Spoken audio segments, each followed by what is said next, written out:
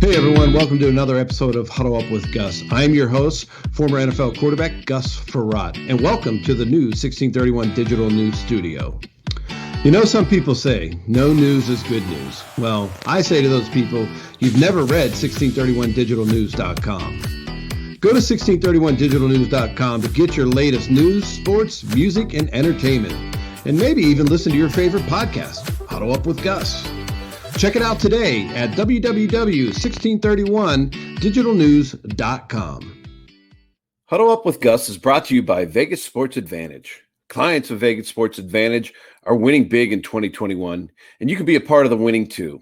As of June 1st, $100 bettors are up $3,700. $500 bettors are up $18,500, and $1,000 bettors are up $37,000, and $5,000 bettors are up $185,000. Become a client today by clicking the link in the description below, and use promo code HUDDLEUP to take 25% off your package today, thanks to our partnership. Welcome to what surely will be a doozy of a matchup right here, sports fans. Whether your game is on the gridiron, at the diamond, or on the links, we can only say, welcome to this week's Huddle Up with Gus. 15-year NFL quarterback Gus Frerotte, passion for sports, has taken him on the field and behind the benches, playing for 7 NFL franchises with 114 TDs under his belt. Gus knows who the players are and how the games are won. It's not every day you get to hang out with an NFL quarterback, huh? Okay, sports fans, from the decked out and plush 1631 digital studios, it's kickoff time. So snap your chin straps on and get ready to huddle up with Gus. All right, hey everyone, Gus Frerotte here with Huddle Up with Gus, 15-year NFL quarterback. We're live here on the new super platform brought to you by the NFL Alumni Ventures. And I'm so excited today. We're still our same old podcast. We're going to talk to incredible guests. We've had some incredible people on, but this person today, I don't even have enough time. It would just take the whole time just to introduce everything that he's doing. But obviously, you guys could see him. He played for the Giants. He's a 2-time Emmy winner, 2-time Super Bowl champ, co-host of GMA on ABC. He has MSX, which is an athleisure line. You can check that out. He's an analyst on Fox. He's a partner at Smack Entertainment. He hosts the $100,000 Pyramid. I can't even go on anymore. Now with me is Michael Strahan. Michael, how do you do it all, buddy? Man, you got me wondering, hearing all that. I'm like, who's this guy? He needs some sleep. Oh, man. Yeah. Well, I do all great things. I do all fun things. So I guess if it's fun, it doesn't really feel like work. And I just kind of wake up and go about my day and do everything that's just in front of me. So it's challenging stuff, man. You're used to playing football, used to a challenge. This is a new challenge and a whole different, it's a whole different challenge for you. Yeah, it's something completely different. And heck, I didn't think I could do this. Who thought I could do this? I don't think many people did. So this is just a way for me to kind of get out there and burn off some energy and create the process. So when you played for the Giants, your commute to work was probably as long as it takes you to commute from New York to LA when you drove. I tell you what, man, I spend more time on planes thinking about it. I spend a little bit more time between all the jobs on air than I do on planes per week because I spend, over 10 hours on the plane a week. GMA is 10 hours. No, GMA is 8 hours because I don't do Mondays during football season. Oh, I actually spend more time on the plane than I actually spend working. You just helped me figure that out. Holy smoke. Yeah, I mean that's got to be kind of hard. I mean, you fly a lot. I don't know how many miles you put in. I can't stand to be on a plane because my knees hurt, my back hurts. Gus, it's great. You know why it's great? Because it is quiet. Oh, yeah. Like 6 hours of quiet going and like 4.5 hours of quiet coming back. And I get to catch up on movies. I get to catch up on sleep. Oh, and what show are you watching? Oh, man, you know what? I am I'm letting Ted Lasso build up. The second season of Ted Lasso build up. I'm caught up on Billions. I'm caught up on Godfather of Harlem. I've been watching this show called Clickbait. I have one more episode. Oh yeah, is that good? I haven't watched. I saw that one. You know what? It's actually been interesting. And I think I'm hoping, which I'm thinking this last episode is trying to teach us a lesson about the internet and what you believe. Do you believe everything you see? Yeah. Type of situation. But it's been pretty good so far. It's been interesting.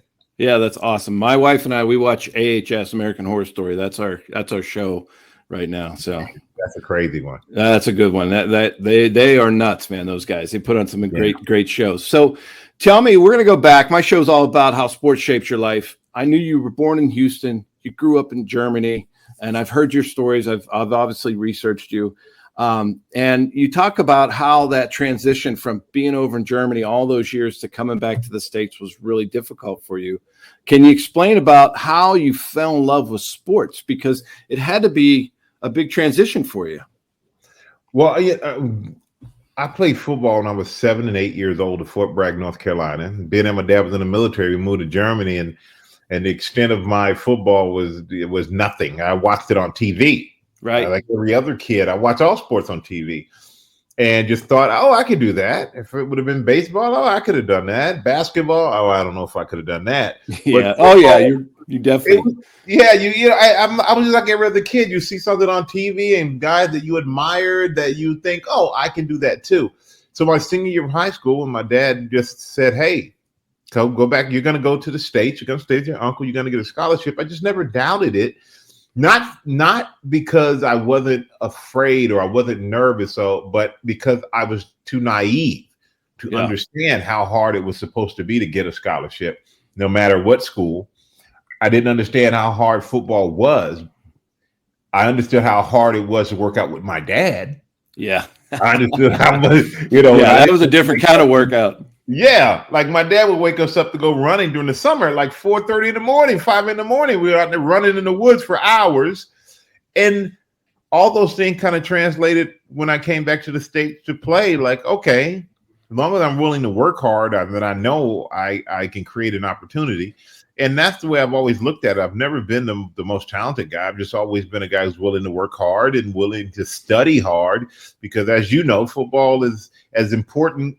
It's the challenge is more mental to me. At one point, it was more of a mental challenge than it was necessarily a physical challenge. And once I kind of got the mental part down, understood how to, have different levels of intensity, how to like have a switch, how to watch and look at it. You guys come up to the line. I could look at the play and look at your formation and go, "Oh, wait! Now that guy that I saw in that picture of somebody at Texas Southern University with his shirt on, what was that guy like in college?"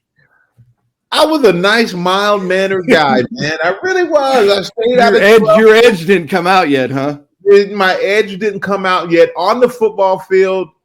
I was a hustling, running guy. Technique-wise, I did not have much, but I was just going to run and run and run until the tackle eventually fell over or gave me or just too tired to block me. Yeah. That was just what I was going to do. And in the pros, a lot of my game was built on just – I used to think about Mike Tyson as a fighter. Like, what made Mike Tyson the most feared fighter in the league? I mean, in the world, is that Mike Tyson would just keep pressure on you.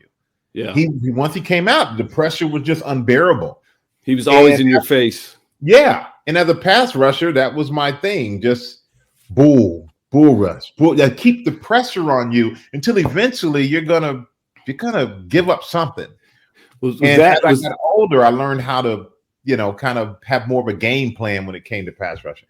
Yeah, but was that a little bit of your dad, right? Because like when I would get hit, my dad was always in the back of my head saying, "Get up." Right. Yeah. And for you, thinking about like how your dad was in the military, how he worked out, how he did all those things. To me, it's like, we don't quit. Right. And was that part of it for you? Well, it was weird because my dad was more of the working out part and being tired. Like, we don't quit. Yeah. If I got hit on the field and I felt it and I was like, ooh, that hurt. That get up was more my mom. So my mom would be like, "Boy, you better get off that ground. Nobody told you to go play. You went and played on your own." So my mom was not a joke when it came to that. Like, she wasn't one of these moms going to run out there and push everybody and go, "My baby." She wasn't going to do that. She's like, "Well, you chose to be out here. You suck it up." And so But as far as like out there working and running, and when it got tough, I definitely thought about my dad when it was like injured and I really just can't have the cart come out here and pick me up off this field. That was my mom. Yeah. Okay. I understand that. So you're at Texas Southern. It's not a huge school. It's kind of like Tulsa. I go to DC. You went to New York in '93. How big of a shock was that for you? Because you're on the Giants and there's some incredible players there. It's in the media capital of the world, right? So there's all these new things for you. What was that like for you? Well, I come to New York, and when I went to Germany to Houston to go to college, in high school, that senior year of high school and then college, I left Houston. I thought Houston was the fastest city in the world. I said, man, this place is just buzzing. Right. There's so much going on here. Until I came to New York. The first day here, I said, I will never live in this city. I will never drive in this city. I don't know why they picked me to come to this city because this place is crazy. Right. And then I ended up at the stadium, and I'll never forget. Lawrence Taylor walked into that locker room, and I remember him just floating in there. He was like a god to me when it came to the game of football. Oh, man. I watched so much film, like, go out here like a bunch of crazy dogs and have some fun. Like I watched everything that Lawrence Taylor did. So it was unbelievable to be on the team with him and then be, scout team right on the opposite side of him running the plays or the walkthroughs like I'm the offensive player that he has to play against. And it really gave me a great appreciation for how hard you have to work in football. Yeah. I always looked at LT as just a raw talent. Guy was just incredible football player. But once I got closer, kind of looked under the hood, I could see that this is a guy who understood the game in practice, and not saying he practiced every day. He may not show up a few days, but when he practiced, every time he's on that field, he was 100% all out. Yeah, it was not a play and scout team where he was not, or in the drills where he was not all out. And scout team, he would sometimes tell the young guys, I want to do scout team. I want to mimic the other other defense for our team to get better.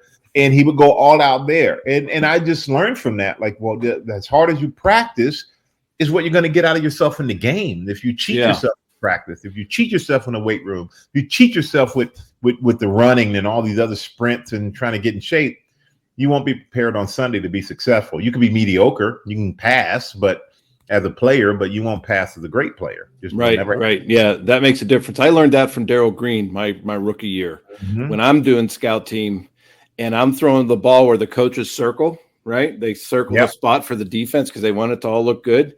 And Darryl goes, what are you doing? I said, I'm throwing to the guy they tell me to. They go, no. He goes, no, you're not making me any better. You're not making you any better.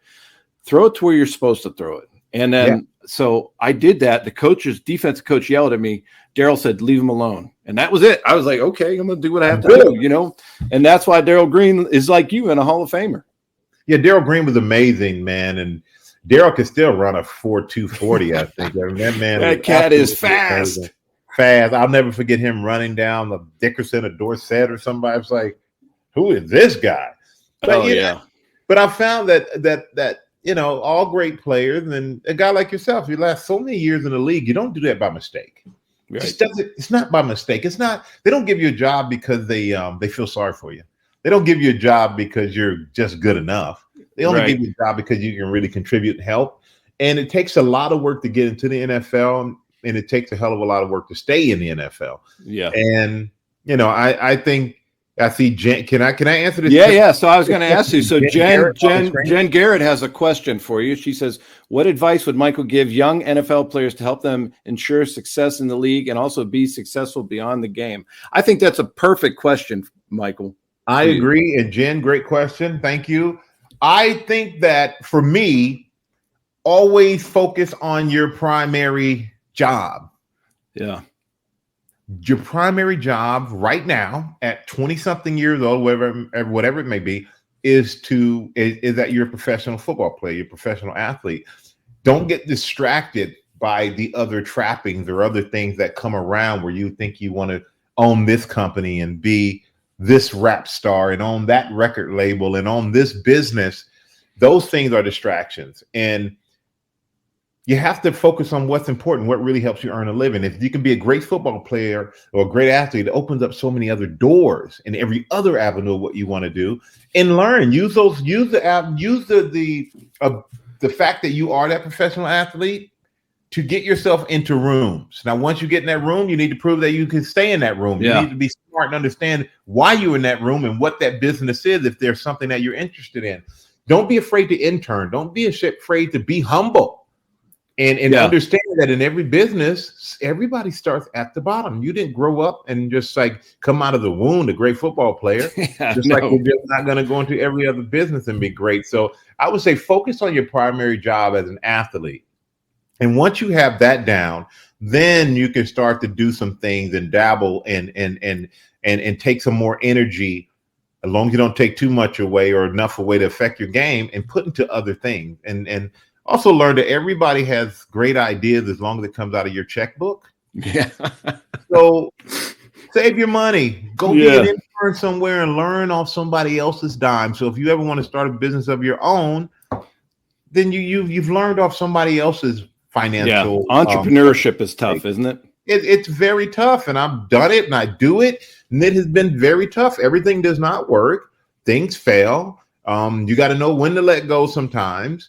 But I think the biggest thing is you have to understand your strengths, your weaknesses, who you can work with, who you can't work with. You have to understand how to build a team, because teams are so important outside of the game of football. That's the thing that I learned the most from football that I carry over to business, is building a great team and having great people around you, and makes your work a lot easier, makes your life a lot easier. Yeah. All right. Hey, I got a question. So you travel so much. You said you're on a plane. Gunner wants to know, do you ever have time to golf? Oh, yeah. Come on, Gunner. I'm playing golf. I am on the plane tomorrow right after work, and I will get off that plane and go straight to the golf course. I usually don't play on Fridays, but I have some buddies who want to play in California on Friday. So I'll play on Friday. Then I will, again, play on Saturday. And then I will work all day Sunday, fly back to New York, and I will play on Monday. And then I'll work all week and do it all over again. So absolutely, man, golf is that's my thing. All right. All right. So I want to transition this into a play that you and I were part of, right? And I want to know if you hit your driver as hard as you hit me. So this video right here is pretty tough. You're on the end. Oh, Joe Patton gets burnt. Oh, when he picks the ball up, like he didn't even help me up. He wouldn't pick the ball up. He almost and Joe Patton picked it up. Oh my gosh, Michael! He's still down at the 10-yard. Gus, I'm sorry. I'm sorry, you man. know, I get it. I've never had a That's chance your to job. apologize to you. I'm sorry. I know what? I'm still here, though. I'm okay. I remember that play like yesterday. I remember my mindset like yesterday, because that was my third year in the league. I was young. I was a strong bull, a little young bull, right? Yeah. I didn't understand the mechanics of, not the mechanics, but how to set up a game plan to pass rush. That's what I was learning, to like show a guy something and like sleight of hand, make him look like I'm going to do this and then do that. Yeah. In the whole game, I'd been giving him a bull rush and around the outside edge. And then I said, I have him set up. Why? Why? You got the score. That was a 2-point play conversion. I know. And it worked. Actually, I was surprised when I said, "Oh my God, my plan worked. I've been playing that. Let me give him something different." It worked.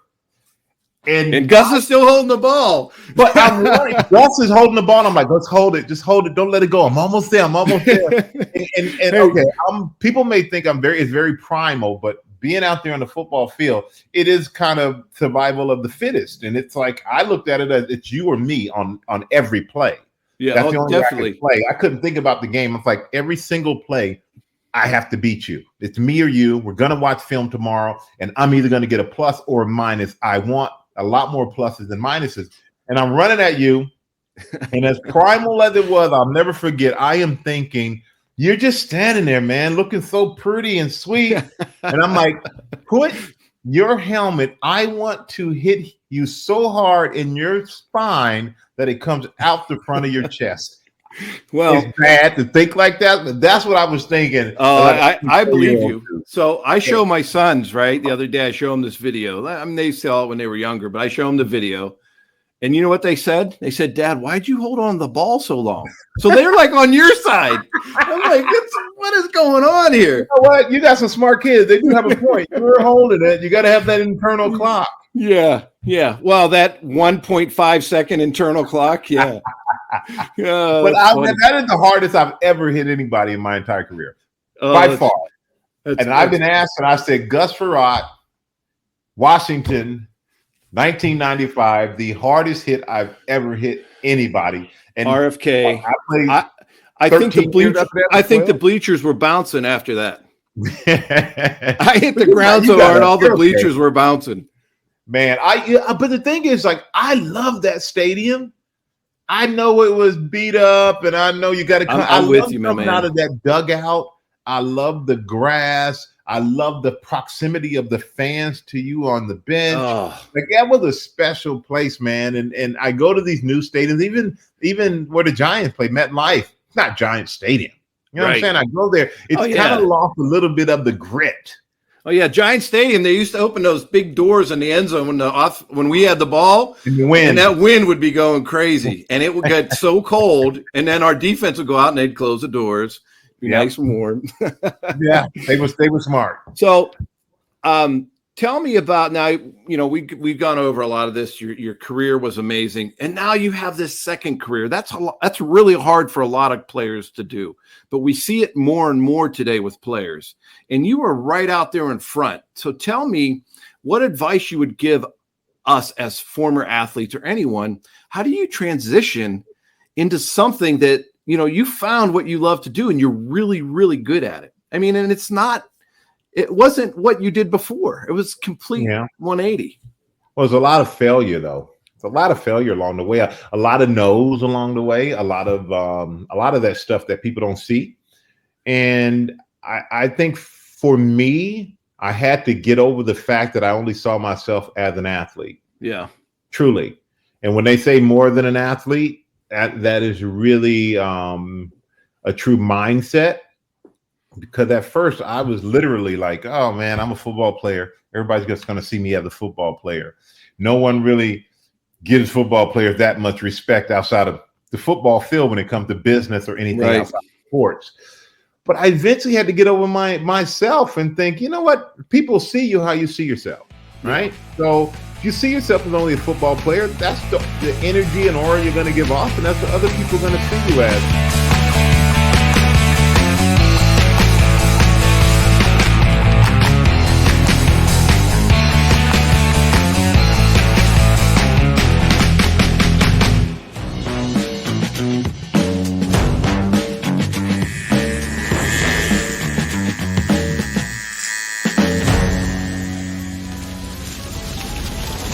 Huddle Up with Gus listeners, Manscaped, they sent me, they hooked me up with a bunch of tools and formulations for their package 3.0 kit. So, you know, I want to show you guys what's in the perfect package, right? We all think we got a perfect package, but they sent me the perfect package 3.0 kit. And I want to show you what they sent me. So it was crazy. It came in this great box, you know, and you can see what it says. They will thank you, because they send us this awesome trimmer. They sent us, you know, stuff that makes you smell better.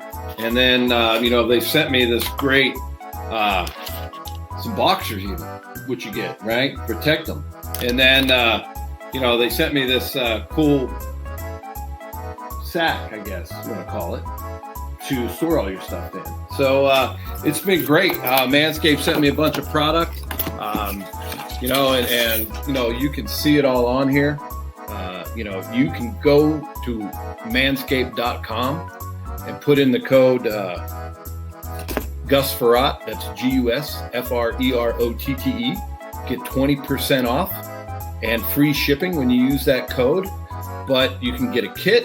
You can get individual items like this way cool groomer that has a little LED light, ceramic.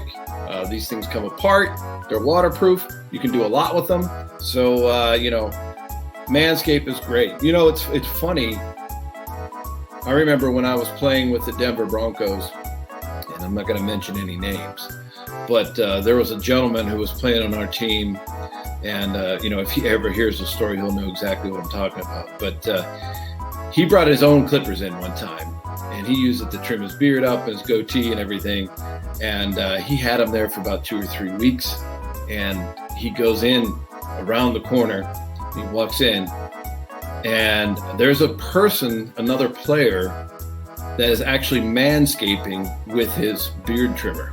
So, one of the things is you don't want to use the same trimmer down there that you use up here. So he kind of freaked out a little bit, and he said, "Hey, how long have you been using that tool there?" And he said, "Well, it showed up here about 3 weeks ago, and I've been using it ever since." So, there is a lesson learned that, don't leave things out. And probably if it would have just said Manscaped on it, we wouldn't have had that issue. But it's probably one of the funniest taking care of your balls stories I've ever heard or been around in the locker room in the NFL. So it's a great story. But I always said there was no way to know. There was no name on it, and the guy was just using it, and another guy was using it. It was not good, but it's a heck of a funny story. So one of the best I've ever heard in my 15 years playing in the league. But there's so many great things about Manscaped and what they're doing, because guys, you got to take care of yourself. Even though I got gray hair and getting older, but you still have to maintain some sort of grooming, right? And so we all work out. For me, I like working in my yard, doing those things now that I'm retired, getting a little sweat on and everything. You want to smell good, you got to take care of yourself. They got some great products. This one, a little ball deodorant. We all need that here and there. After, working in the yard, taking a hike, doing a walk, whatever you do, it's a great thing. But there's so many great products. I want to thank Manscaped for sending them to me. The Lawnmower 3.0, obviously you can use it anywhere in your body, but I'm sure you guys have all seen the commercials. But this is one just letting you know that the Lawnmower 3.0 comes with the perfect kit. You can buy the lawnmower by itself. You can buy all these products individually. They even sent me this wonderful shirt. You can see the back. Your balls will thank you. And then here's the front. So it's an awesome shirt. They have great gear. And you know what? Sometimes you can just sit back, take care of your balls a little bit, and read the paper. So I think Manscaped even has their own daily news, which is great. So don't forget that you can go to the code Gus Frerotte, and that's GUSFREROTTE, and you can save 20% on any products. The perfect package gift set, and you can save 20% and get free shipping. So use the code Gus Frerotte, GUSFREROTTE. Hey, everybody spells my name wrong. They even spelled it wrong in the back of my Pro Bowl jersey. So, I gotta help you guys out. So don't forget how important it is that you use these products. Take care of yourself down below and have some fun. Right? There's nothing closer to you than your little buddies. So use the lawnmower. Use the code Gus Frerotte, save 20% and get free shipping, and order some great Manscaped products.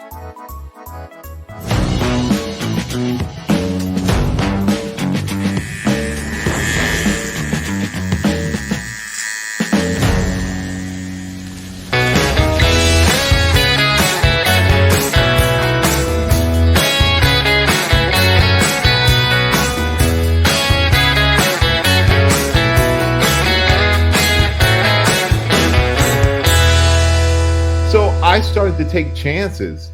I did things that were kind of out of the ordinary, unusual. I stopped being afraid to fail. And it was like, okay, if it works, it works. If it doesn't, it doesn't. It's a learning experience. And once I kind of got over that and started doing that without the fear of failure or getting rejected if I asked to do something and got a no, things just kind of opened up. Yeah. Things really opened up. And that is my advice. I think the guys don't don't just kind of put yourself in a trap. Don't put yourself in a hole and think that what you do is the only thing that you can do. When you're done playing football, there's so much time in your life left, God willing. Don't be afraid to try other things. You're allowed to be great at more than just one profession. Yeah, and I love that you do so much. I mean, you're on GMA. There's stories about you. You do NFL on Fox, but you also give back to the communities. Bert, I think you said it's Little here. You know, he's asking about the mental health with the vets and athlete communities, and you do such a good job. I think it's called Merging Vets and Players you're part of. Yeah, MVP, Merging Vets and Players. Yeah, and you do such a good job. Talk us a little bit about how you've had so much success in your life and how you love, like, I think it's just part of athletes that we love to give back to our communities, and you do such a good job of that. Well, I think when you're an athlete, you kind of you go to these communities, and in order to make yourself a part of them, you have to give back. I think teams do a great job of making you aware of the needs of the community, and I think we all want to be a part of it. And Merging Vets and Players was created by my best friend, Jay Glazer, who now works with me at Fox. Yeah. At his kitchen table, he basically wrote it out on a napkin, and he made it happen, and I'm so proud of him for that. So I've always been there to support them. My dad's a vet. Yeah. So I mean, I'm around military my entire life. So to make sure that they have everything that they need, or as much as you can be there to support them, I want to be there. And Jay put it the best way. We all, as football players, as athletes, as military, we're also used to teams, and our teams and everything become our family. But when the game is over, or when you get out of the military, you're by yourself. It's over. It's you lose your family, it feels like. Yeah. And you're lonely, and you need support. And that's what Merging Vets and Players does. It gives you that support you need so that you always have a team. You always have like-minded people who are there to support you and listen to you. And the first meeting I ever went to, Jay started this gym called Unbreakable in LA. And they did MMA-based group training workouts.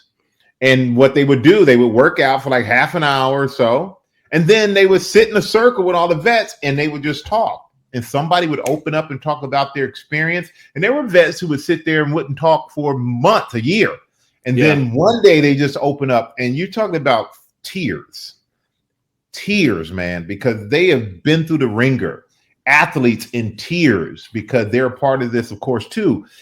It's special. It really is a special program. So I'm proud of Jay for creating it. I'm proud of these guys to be so welcoming to let me be a part of it. I get it, because my dad was in the Korean War, and he would never talk to me about it unless he got drunk. I've seen 2 times in his life, and that was the only time he would tell me stories about being over there, because they just didn't want to talk to him. My wife's grandfather was in World War II. He was in Pearl Harbor. He never wanted to talk to it until my daughter got him on camera and asked him questions. Wow. So we talk about our dads, right? And I know how good of a dad you are, because I've read all the stories about how you're flying all over the place, but you take so much time to be with your kids. So tell me a little bit about that.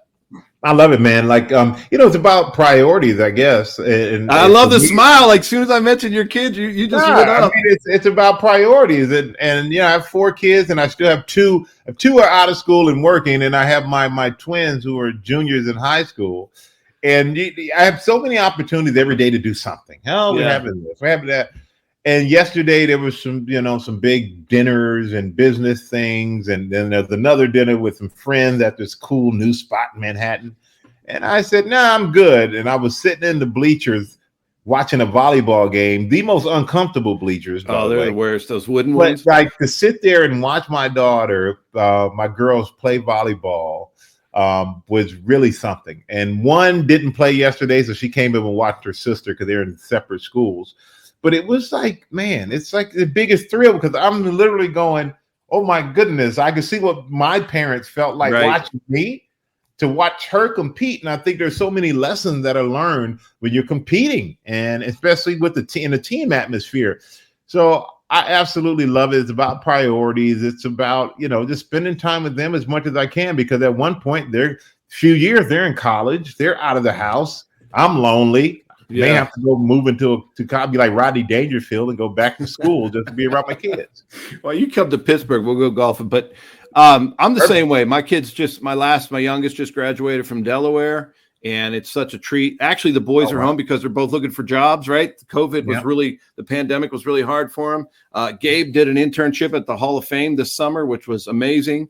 Wow, you were probably there. He probably was standing right behind you, which was hilarious.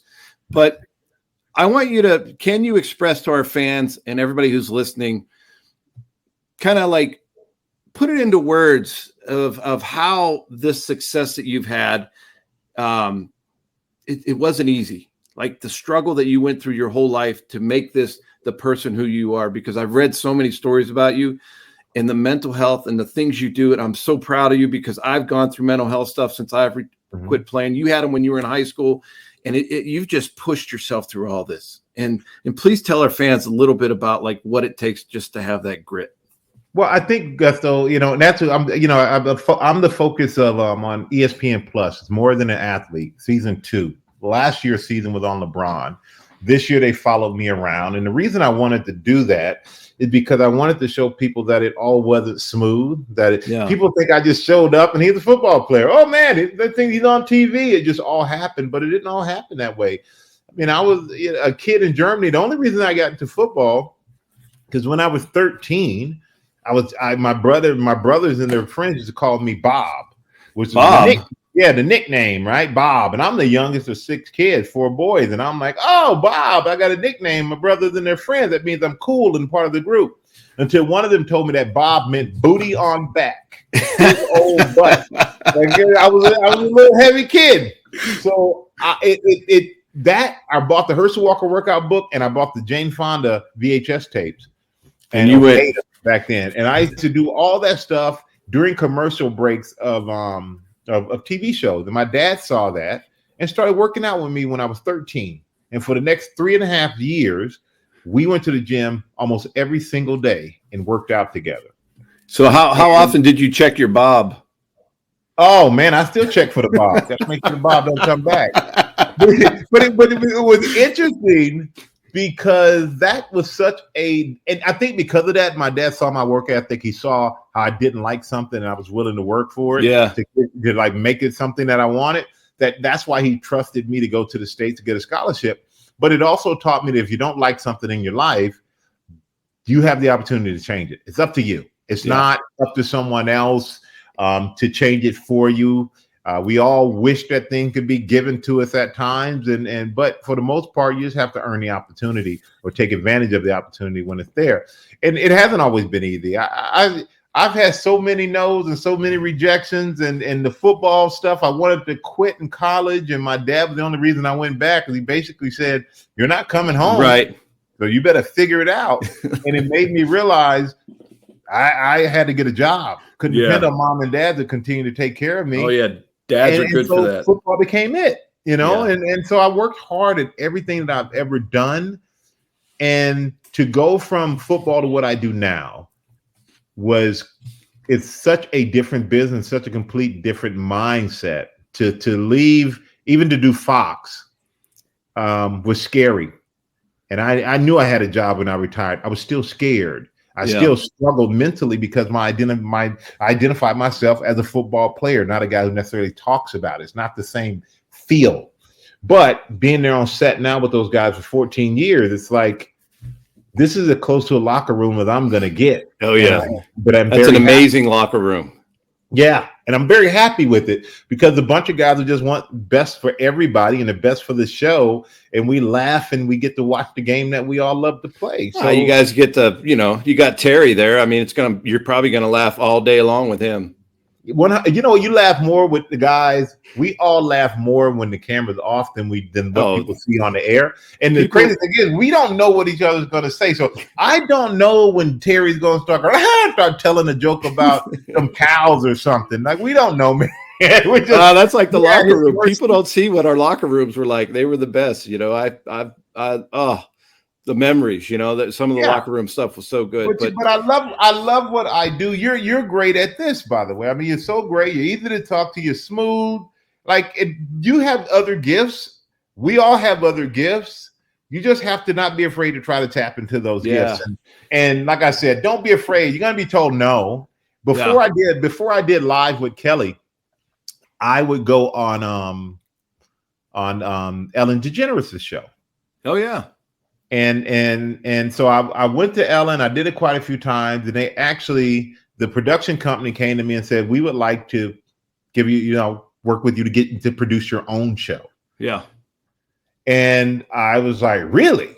Really? I'm like, yeah, we want to incubate you on Ellen. We put you on Ellen all these times and let the audience get to know you, and then we bring you in. We want to see, we need you to go out and kind of put it together, find a co-host, someone you think you can vibe with. So I put out all these feelers, man, reached out to so many people, and the amount of no's or the amount of non-responses I got. That's tough, isn't it? That's how it's hard. Like, wow.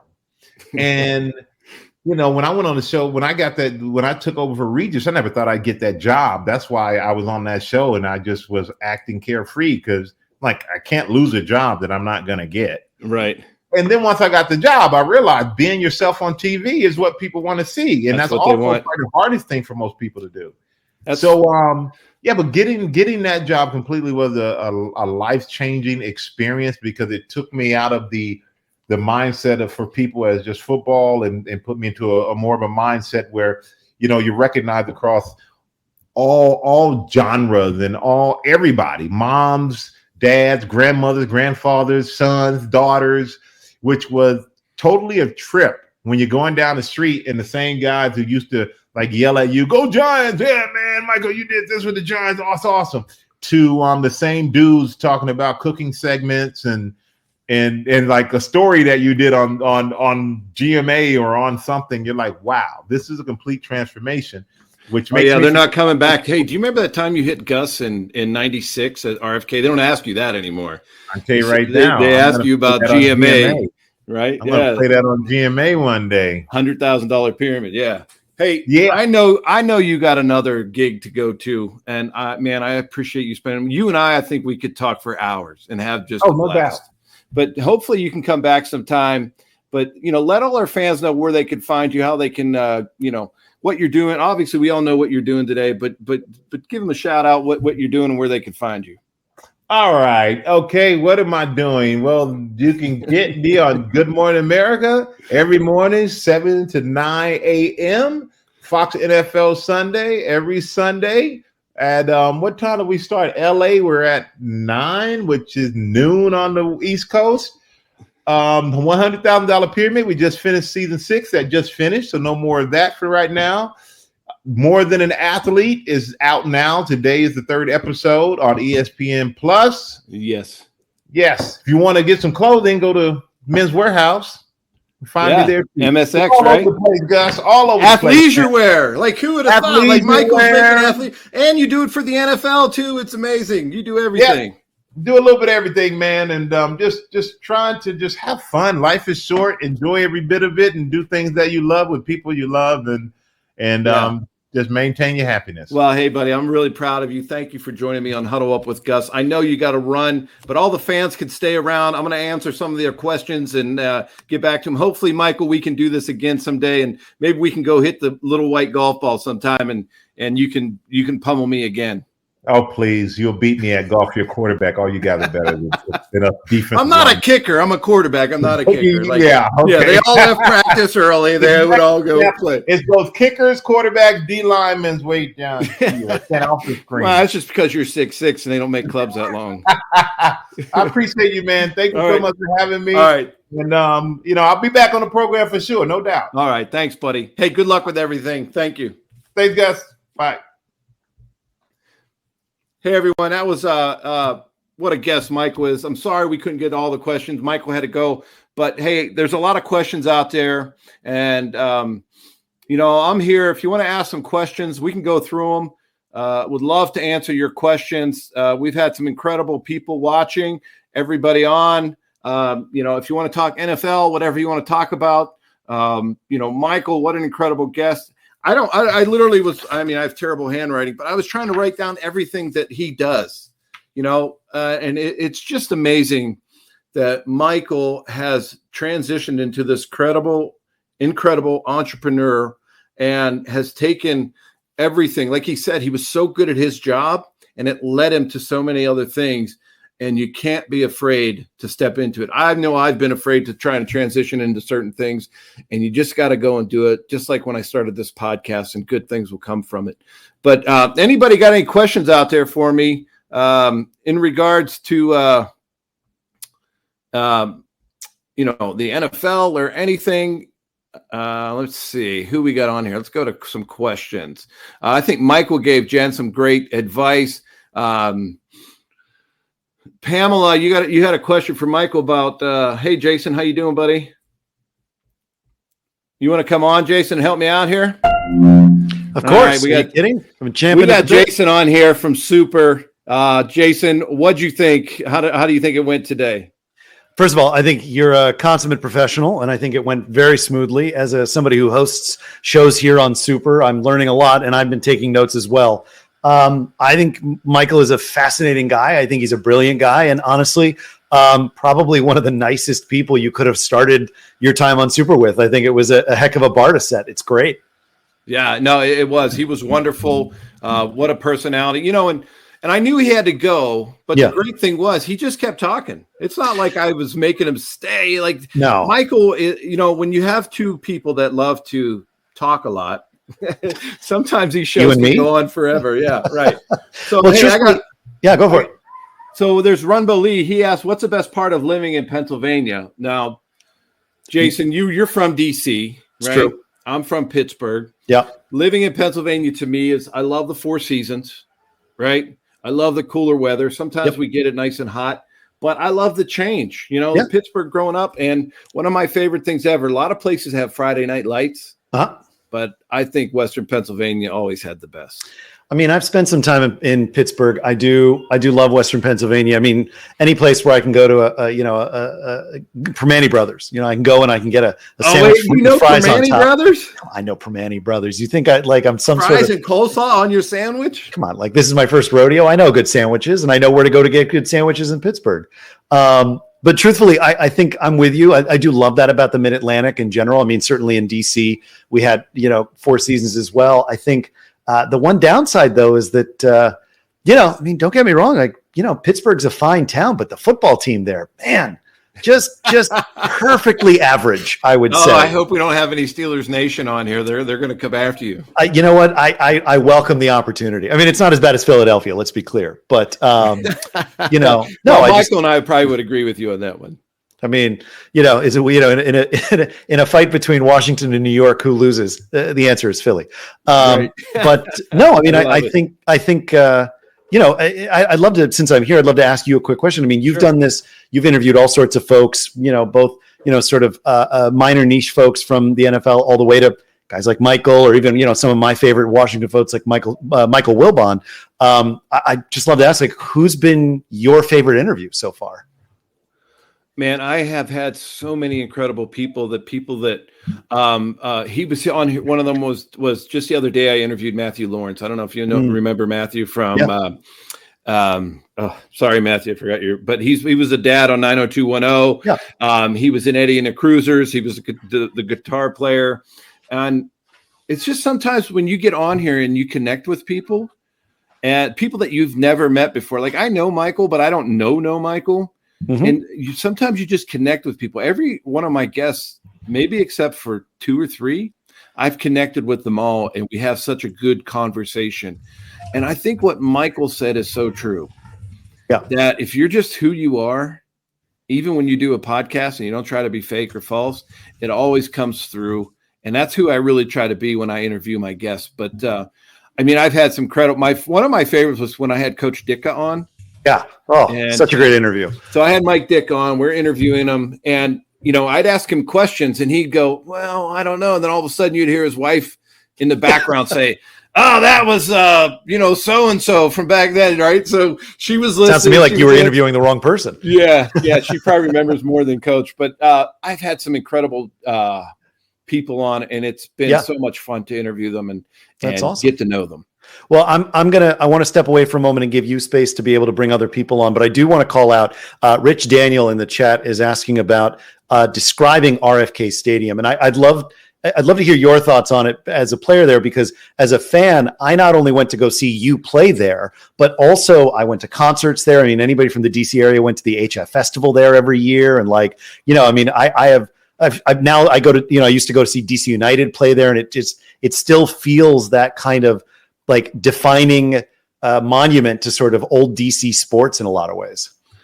It really was it. And Michael hit the nail on the head. Like, I know my man, Rich was, he was a film guy with Rennie Knott. They used to come in and they, he would be the guy behind the camera all the time. And he actually, I collect old vintage baseball cards. So Rich sold me his whole collection one time. And I got so many Clementis out of it that I was so excited, right? It was awesome. Yeah. So thank you, Rich. But going back to the RFK thing, and Michael was right. When you would come out, even before the game, the fans were so close. And there was so much, I'm trying to think of the word, because, you had the Hogettes were there. You had the band there. Yeah. And the energy of the stadium was incredible because they were right on top of you. Yeah. And then when you would be beating the Cowboys, right, the bleachers which never happened nearly often enough. Yeah. Right. The bleachers would just the fans would be going crazy. The bleachers, and then Monty Coleman would stand up on the bench and he'd swing a towel. And oh my gosh, it was just everything. And I never, even though I played 15 years in a lot of stadiums, I never felt that same energy. Yeah. Again. I get it. I mean, as a resident, FedEx Field is a beautiful field. I've gone to lots of great games there, but it's not the same. And there's something, obviously, it's probably structurally not the safest place to be anymore. And I'm sure when you played there, it probably wasn't that way either. FedEx Field is not my favorite place for many reasons. Right. But we don't have to imagine. Get into I can't imagine telling anybody of that because they probably know the whole story. But my other favorite thing about RFK was, I was playing there, and I don't know why, but I got to know the people at RFK. They gave me a parking spot underneath the stadium. And when my daughter Abby was little, we'd pull up into the stadium and we'd park, and Sonny Jurgensen and Sam Huff were always right there because they called the games. Yeah. And Sam Huff would always come over and pull Abby out of her car seat and walk her around and take her and my wife up to the elevator to where they would go up to their seats. And I would go into the locker room or whatever. And then I'd go out and see Sonny. Like, those things to me, just were amazing. And it makes me sad that I don't get to do that anymore. But what an experience with those people. I love it. I wish that we had more stories like that from modern stadiums, but it sounds to me like you had pretty good experiences there. And that's got to count for something. Did you see what Paula McCoy said? She said, I remind her of Jay Leno. Well, I mean, I'm not funny at all. So, well, you both have strong chins. I think that's a good start. Mine's been growing over the years. I don't know if that's a good thing or a bad thing.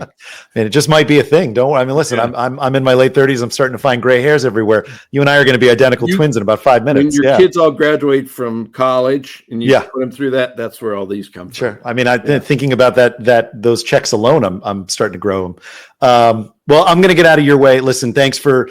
That was a great chat with Michael. I know I speak for everybody in the audience when I say that we hope that there's more of that to come. And, great job hosting. I'm going to let you chat with other folks, but thanks again for bringing me up. All right, great. Yeah. Hey, Jason, thank you so much for having us and hosting us, and come on anytime. And obviously I'm going to be here for you and we're going to get this thing rolling. Can't wait. All right. I'll get off stage. I'll talk to you later. All right. Thank you, buddy.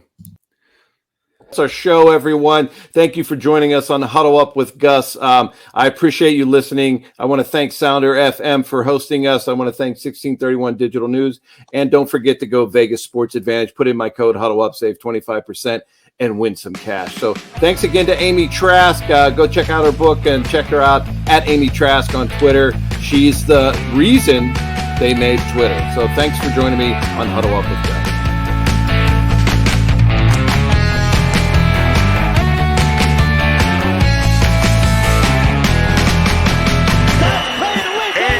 That's a wrap, sports fans. Thanks for joining in the fun at the 1631 Digital Studios for another action-packed Huddle Up with Gus, featuring 15-year NFL quarterback Gus Frerotte. Huddle Up with Gus is proudly produced by 1631 Digital Media and is available on Apple Music,